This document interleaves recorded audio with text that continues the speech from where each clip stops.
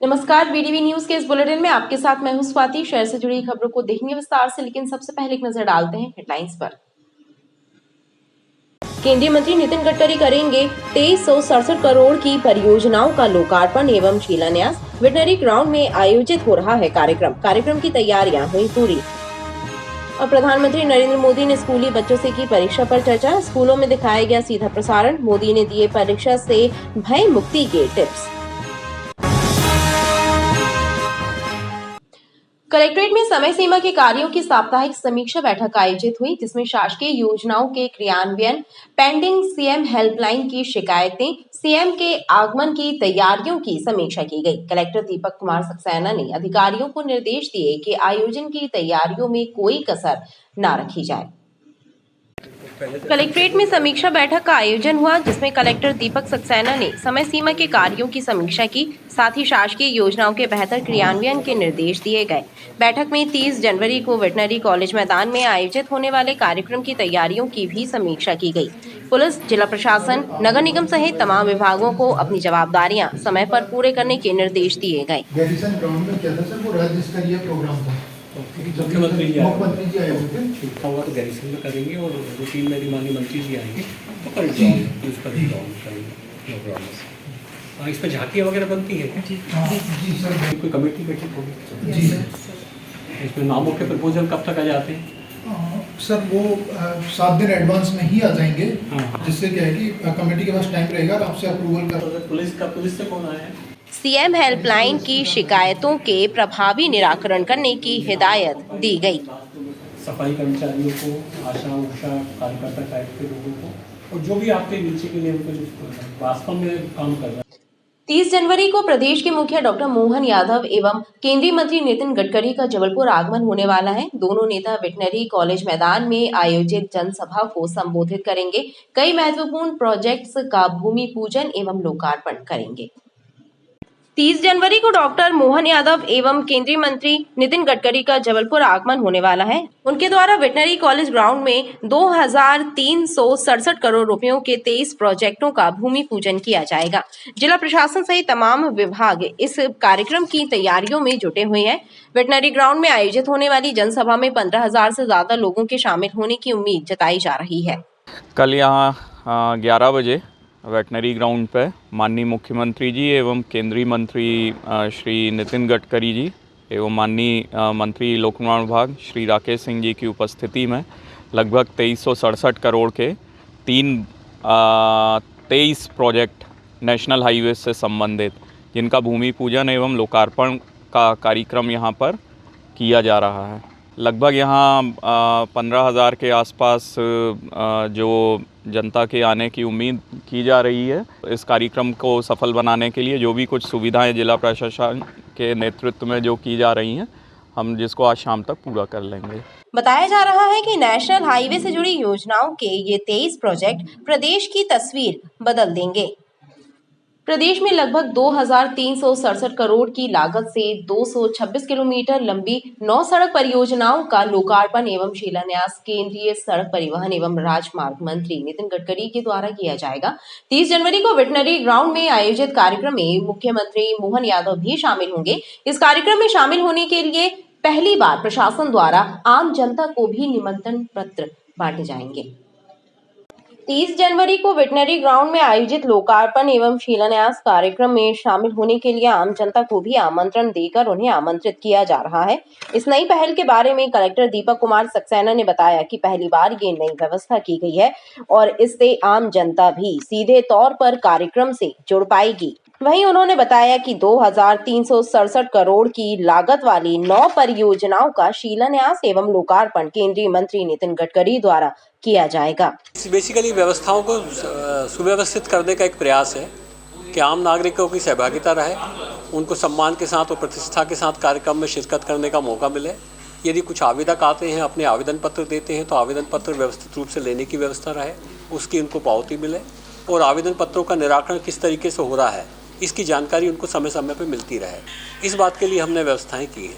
ये सुबह 11:15 बजे माननीय अतिथि आएंगे जो भाग लेने वाले लोग हैं उनसे हम अपेक्षा कर रहे हैं कि वो 10 बजे से लेकर 10:30 बजे के बीच में जो है अपना स्थान ग्रहण कर लेंगे। वेटनरी कॉलेज का जो रूट है वहाँ पर डिप्लॉयमेंट किया जाएगा। अभी प्लान में कुछ एक फाइनलाइजेशंस बाकी हैं कि कहाँ लंच होगा, उस हिसाब से जो है ट्रैफिक की व्यवस्था लगाई जाएगी और एयरपोर्ट से वेटनरी कॉलेज और संभवतः कलचुरी जाने का एक थोड़ा सा प्लान बन रहा है, तो उस हिसाब से रूट व्यवस्था लगा। वहीं कार्यक्रम के दौरान की जाने वाली यातायात व्यवस्था के बारे में एसपी आदित्य प्रताप सिंह द्वारा जानकारी दी गई। 30 जनवरी को वेटनरी ग्राउंड में आयोजित हो रहे कार्यक्रम के दौरान जिला प्रशासन द्वारा एक और नवाचार किया जा रहा है। कलेक्टर दीपक कुमार सक्सेना ने बताया कि मुख्यमंत्री तक अपनी समस्याओं एवं मांगों को पहुंचाने के लिए हितग्राहियों को अधिक परेशान नहीं होना पड़ेगा। कार्यक्रम स्तर पर शिकायत पेटियां रखवाई जा रही हैं, जिसमें वो अपने आवेदन डालेंगे और उसकी पावती भी उन्हें दी जाएगी। 30 जनवरी को वेटनरी में आयोजित होने वाले कार्यक्रम में प्रदेश के मुख्यमंत्री मोहन यादव भी शामिल होंगे और उनसे मिलने एवं उन तक अपनी बात पहुंचाने वाले हितग्राहियों की संख्या भी रहेगी। लिहाजा इसको ध्यान में रखते हुए कार्यक्रम स्थल पर स्टॉल लगाकर पेटियां रखी जाएंगी, जिसमें लोग अपने आवेदन एवं शिकायतें डाल सकेंगे और उन्हें एक पावती भी दी जाएगी, जिससे वो अपनी शिकायत एवं मांगों के निराकरण का स्टेटस भी पता कर सकेंगे। ये है कि हमने इस तरह का वो छपवाई है, पावती छपवाई है। इस पावती की खास बात यह है कि इसमें दोनों जगह पर नंबर लिखा हुआ है ना, और साथ में ये लिखा हुआ है कि आवेदन पत्र की पावती, आवेदन पत्र प्राप्त हुआ, आपका आवेदन पत्र जन सुनवाई पोर्टल पर दर्ज कर निराकृत किया जाएगा, आप आवेदन क्रमांक से निराकरण की स्थिति ज्ञात कर सकते हैं। तो क्या जब आवेदक आएगा तो हम ज़्यादा टाइम नहीं लेंगे उसका, इसको जैसे इसका एक कागज़ जो है इसको मतलब इसको फाड़ सकते हैं बड़ा सिंपल तरीके से, जैसे इसको फाड़ा जाएगा और उस आवेदन पर लगा देंगे, दूसरा ये वाली कॉपी फाड़ेंगे और उसको दे देंगे। तो क्या रहेगा कि उसके आवेदन, उसकी पावती भी उसके पास चली जाएगी और आवेदन पर उसका नंबर भी हमारे पास ऑटोमेटिकली दर्ज हो जाएगा। इन सारे आवेदनों को हम उसी दिन जो है जन सुनवाई के पोर्टल पर दर्ज कर देंगे। 30 तारीख का दिन तो वो जन सुनवाई में दर्ज हो जाएंगे, तो हम उसकी मॉनिटरिंग कर पाएंगे कि मुख्यमंत्री जी को जो आवेदन दिए थे वो कितने आए थे और उनके निराकरण में क्या हुआ है। आवेदक को ये सुविधा रहेगी कि उसके पास एक पावती रहेगी, जिससे उसको इस बात की गारंटी रहेगी कि उसका आवेदन मिल गया है, उसके पास है, और उस नंबर से फिर वो है जन सुनवाई के पोर्टल पर देख भी सकता है कि उसके आवेदन पर क्या कार्रवाई हुई है। कलेक्टर के अनुसार इस व्यवस्था से हितग्राहियों को राहत मिलेगी। देश के प्रधानमंत्री नरेंद्र मोदी ने स्कूली बच्चों से परीक्षा पर चर्चा की। सभी शासकीय एवं अशासकीय स्कूलों में इस कार्यक्रम का सीधा प्रसारण दिखाया गया। कक्षा 6 से 12वीं तक के बच्चों से संवाद स्थापित कर प्रधानमंत्री ने उन्हें सफलता के मंत्र दिए। स्कूली बच्चों के मन से परीक्षा का डर निकालने के लिए प्रधानमंत्री नरेंद्र मोदी ने बच्चों से परीक्षा पर चर्चा की। शासकीय एवं अशासकीय स्कूलों में प्रधानमंत्री के उद्बोधन का सीधा प्रसारण दिखाया गया। प्रधानमंत्री ने विद्यार्थियों से कहा कि परीक्षा से भयभीत नहीं होना है, बल्कि तैयारी के साथ स्थितियों का सामना करना है। तो जब जागृत हूँ तो पूरी तरह जागृत हूँ, जब सोया हूँ तो पूरी तरह सोया हूँ, और वो बैलेंस कालखंड ऐसा है जब आपके पास एग्जाम का वातावरण है तो एक बार तय कीजिए कि मेरे शरीर को जितनी रिक्वायरमेंट है वो मैं लेता हूँ। माँ बाप भी आज तो हलवा बनाए जरा ज्यादा खा, और इसलिए हमारे आहार में संतुलन ये भी स्वास्थ्य के लिए उतना ही जरूरी है। आज परीक्षा पे चर्चा कार्यक्रम जबलपुर जिले के सभी शासकीय एवं अशासकीय विद्यालयों में कक्षा 6 से 12 के विद्यार्थियों को दिखाया जा रहा है, और इसके माध्यम से बच्चे अपनी समस्याओं को बहुत जल्दी हल करने में सहायता प्राप्त करेंगे। देश के यशस्वी प्रधानमंत्री जी जो हर विषयों की चिंता करते हैं, आज विद्यार्थियों से बात कर परीक्षा पर चर्चा करने का काम कर रहे हैं। साथ ही बच्चों को मोटिवेशन भी दे रहे हैं कि परीक्षा से घबराना नहीं है और उसकी चुनौती से सामना करते हुए आगामी अपने भविष्य को हम कैसे अच्छा बना सकते हैं। कार्यक्रम में क्षेत्रीय जनप्रतिनिधि और विशिष्ट जन भी मौजूद रहे। कलेक्टर कार्यालय में इन दिनों 100 और 50 रुपए के स्टैम्प पेपर्स की कमी बनी हुई है, जिसकी वजह से शपथ पत्र एवं एग्रीमेंट बनवाने के लिए आने वाले आवेदकों को काफी परेशानी हो रही है। हालांकि कोषालय विभाग के अधिकारी स्टैम्प पेपर की कमी को जल्द ही दूर करने का दावा कर रहे हैं। कलेक्ट्रेट में पिछले 15 दिनों से 100 और 50 रुपए के स्टैम्प पेपर की कमी बनी हुई है, लिहाजा अधिवक्ताओं समेत आवेदक भी परेशान हैं। उनका कहना है कि 100 एवं 50 के स्टैम्प की कमी के कारण शपथ पत्र बनवाने और एग्रीमेंट कराने के लिए आ रहे आवेदकों को भी भटकना पड़ रहा है। अधिवक्ताओं का कहना है कि बार बार ट्रेजरी से जानकारी ली गई तो वहां से भी सही जानकारी नहीं मिली। 50 और 100 रुपए का स्टाम्प पेपर जो है वो बहुत ज़रूरी स्टाम्प पेपर्स होते हैं और उनकी आवश्यकता हर सरकारी डिपार्टमेंट में हर व्यक्ति को पड़ती है। 50 और 100 रुपए के स्टाम्प पेपर इस समय बिल्कुल नहीं मिल रहे हैं। उसमें 20-20 और 10 का सेट बना के चलाया जा रहा है। 50 और 100 रुपए के स्टाम्प पेपर ही चल रहे हैं।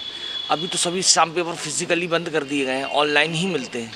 तो 50 और 100 रुपए के स्टाम्प पेपर बहुत ज़रूरी हो जाते हैं, उनके ऊपर बहुत दबाव पड़ जाता है। करीब 15 दिन से परेशानी चल रही है ये। तो सरकार को विशेष रूप से इसमें ध्यान देना चाहिए, ट्रेजरी को बोलना चाहिए कि 50 और 100 रुपए के स्टाम्प पेपर जल्दी से जल्दी भेजें। स्टाम्प जो है अभी तक तो मिलते रहे, पिछले महीने तक तो सही था। अभी इस वक्त ट्रेजरी में माल नहीं है, माल के ना होने से 50 और 100 के स्टाम्प नहीं आ रहे हैं, जिससे हमें काफ़ी दिक्कतों को सामना करना पड़ रहा है। लोग सभी परेशान हैं, जो भी आ रहे हैं वो यही कहते हैं कि 50 और 100 के स्टाम्प क्यों नहीं दे रहे हो। हालांकि ट्रेजरी विभाग के द्वारा जल्दी ही इसकी कमी को दूर करने का दावा किया जा रहा है। बड़ी उमती चौक पर अतिक्रमणों के कारण दिन भर जाम लगा रहता है। सड़क और फुटपाथ पर कब्जा जमाकर लगाई जाने वाली दुकानें यातायात व्यवस्था के लिए चुनौती बनी हुई है। एक बार जाम लगता है तो आवागमन सामान्य होने में घंटों लग जाते हैं। बड़ी उमती चौराहे पर चौड़ी सड़क होने के बावजूद हर घंटे में जाम लग जाता है। सड़क और फुटपाथ पर कब्जा करके लगाई जाने वाली दुकानें और अवैध पार्किंग के कारण यातायात बाधित होता है। वहीं ई ऑटो रिक्शा चालकों की मनमानी भी ट्रैफिक व्यवस्था के लिए चुनौती बनी हुई है, लेकिन जिम्मेदार विभाग और अधिकारी मूक दर्शक बने हुए हैं।